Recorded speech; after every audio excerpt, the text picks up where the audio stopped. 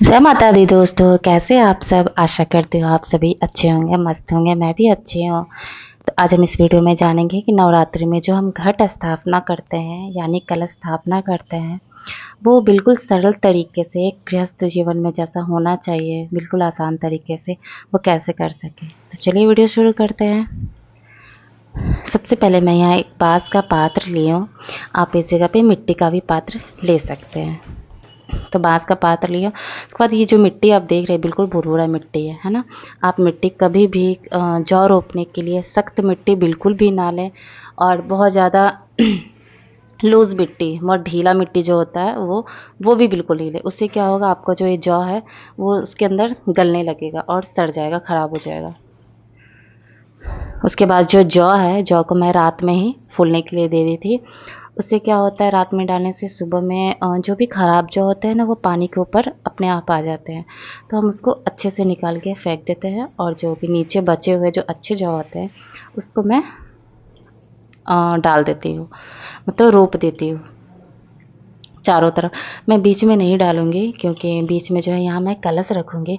अगर आप कलश अलग बिठा रहे हैं, अलग रखना चाह रहे हैं, फिर जो है आप जौ को बीच में भी आप डाल सकते हैं अच्छे से। जितना ज़्यादा आप जौ डालेंगे उतने हरे भरे आपके जयंती माता होंगी, यानी जौ बड़े बड़े होंगे। तो ये छींटने के बाद हम यहाँ पे जल का जो है, जल का भी छींटा 2 से 3 बार कर देंगे। उसके बाद हम चलिए नेक्स्ट प्रोसेस पे चलते हैं, और जो है हमारा कलश।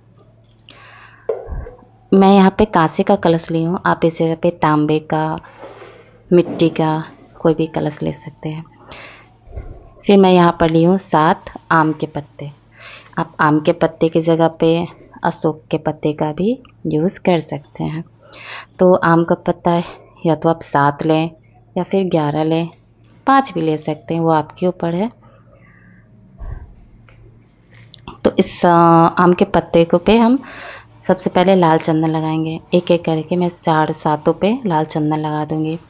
शुभता का प्रतीक होता है लाल चंदन और पीला चंदन। तो पूजा पाठ में आप जैसे सभी को पता है कि कुछ भी होता है, किसी भी चीज़ को हम लाल रंग और ये पीले रंग से हम ज़रूर कलर करते हैं, तो दिखने में अच्छा भी लगता है और शुभ भी होता है। तो ये सब चीज़ हमें ज़रूर करना चाहिए, क्योंकि पूजा पाठ में जो भी होता है, जो भी हम किसी भी चीज़ का यूज करते हैं, तो वो भक्ति भाव से करते हैं, और वो पूजा के लिए ज़रूरी होता है तभी हम यूज़ करते हैं, तो उसको भी हम रेस्पेक्ट यानी करते हैं।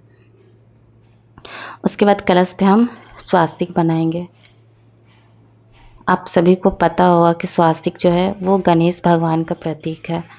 तो पूजा पाठ में हमेशा हर चीज़ में गणेश जी का पूजा ज़रूर होता है पहले, यानी स्वास्तिक ज़रूर से बनाया जाता है। और साथ में बड़ा पूजा हो या छोटा पूजा हो, तो वहाँ पे हम गणेश जी का पूजा करने के बाद ही कोई भी पूजा आरंभ करते हैं, क्योंकि ऐसा माता पार्वती और शिव जी का दिया हुआ अपने पुत्र को आशीर्वाद है कि बिना गणेश जी की पूजा के आप कितनी भी बड़ी पूजा कर ले, वो कभी भी संपन्न नहीं होंगे। और स्वास्तिक के बगल में जो 2 डंडी लेफ़्ट साइड, 2 डंडी राइट साइड होते हैं, वो रिद्धि सिद्धि माँ होती हैं। और अब हम कलश पे वस्त्र अर्पण करेंगे। वस्त्र के रूप में मैं यहाँ उनके गर्दन पर कलावा लपेटूंगी।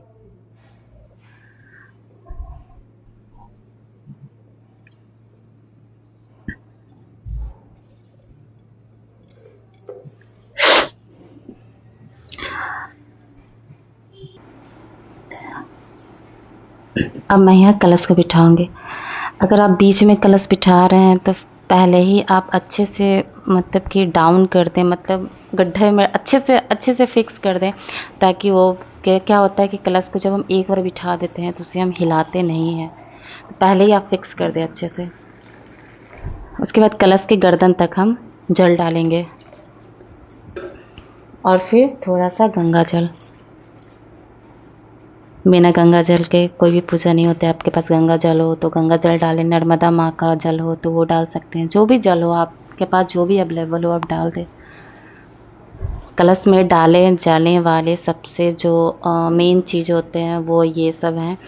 पान का पत्ता, एक पान का पत्ता ज़रूर से डालें। उसमें एक सुपारी, थोड़ा सा दुर्वा, एक फूल, अक्षत, अक्षत कलर किया हुआ होना चाहिए। अगर नहीं है तो आप थोड़ा सा हल्दी पाउडर डाल दें। अगर हल्दी का गांठ है तो आप गांठ भी डाल सकते हैं। मेरे पास अभी लौंग इलायची नहीं है तो इसलिए मैं पूजा का लौंग इलायची इसमें नहीं डाली हूँ और पर नहीं की हूँ। आपके पास अगर हो लौंग इलायची तो आप इसमें लौंग इलायची ज़रूर से डालें, क्योंकि लौंग इलायची माता रानी को बहुत ही मतलब प्रिय है। तो उनको भोग भी जब हम लगाते हैं नवरात्रि के 9 दिनों में, जो हम 9 सुबह और शाम में जो भोग लगाते हैं, तो भोग लगाने के साथ साथ हम माता रानी को लौंग इलायची का भी भोग मुखवास के रूप में ज़रूर से देते हैं। और वो जो लौंग इलायची है उसको आप प्रसाद के रूप में ग्रहण भी कर सकते हैं। जैसे आप प्रसाद हटाती हैं वहाँ से तो वितरण करती हैं, तो साथ में लौंग इलायची का भी यूज अपने चाय में आप यूज कर लें या फिर ऐसे ही खा लें। उसको सब्जी में, नमकीन चीज़ों में ना डालें। फिर कलर, ये जो आम के पत्ते थे वो मैं अच्छे से डाल दी हूँ।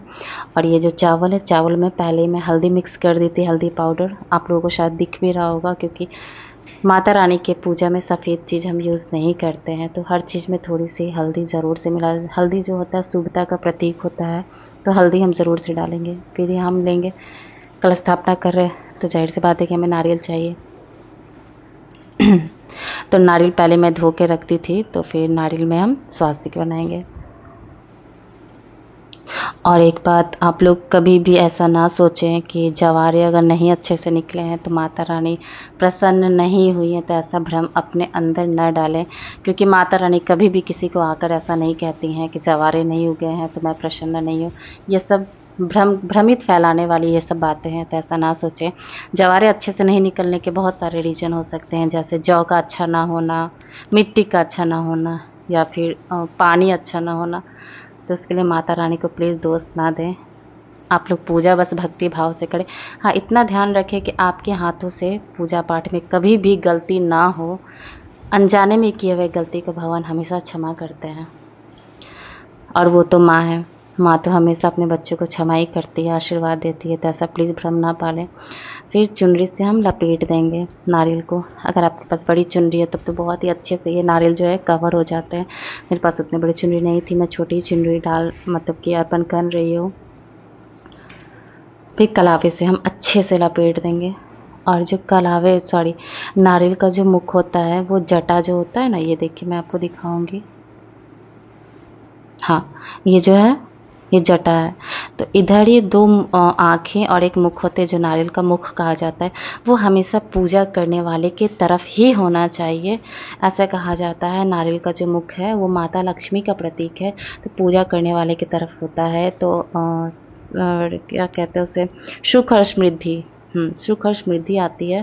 तो हमेशा अपनी तरफ, बहुत जगह मैं देखी हूँ कि नारियल का जो मुख है वो ऊपर की तरफ रखते हैं, तो शायद उनके यहाँ ऐसा होता होगा। तो हमारे यहाँ ऐसा नहीं होता है, तो मैं तो ऐसा नहीं करती, मुख को हमेशा अपनी तरफ ही रखती हूँ। तो आशा करती हूँ आप सभी को मेरी वीडियो अच्छी लगी होगी। अगर अच्छी लगी होगी तो प्लीज़ एक लाइक तो बनता है, एक कमेंट जय माता दी ज़रूर से लिखें, और मेरे चैनल को सब्सक्राइब करना बिल्कुल भी ना भूलें। तो जय माता दी, थैंक यू।